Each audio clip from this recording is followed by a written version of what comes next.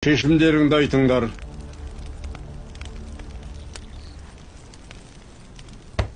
Жалайыр жау үшін жаралған.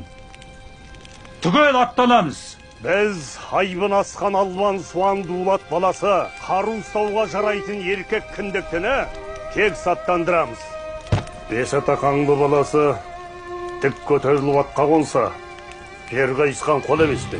Біз де аттанамыз. Асты жаугершілікте ысылған ел. Ағайын қысылып көмек сұраған екен, аттанамыз.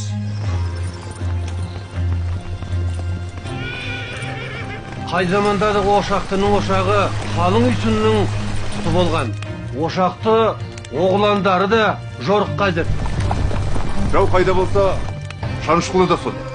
Аттанамыз. Ағайынға қол ұшын беру үшін сертке берік сіргелі аттанамыз. Айбарлы шапраш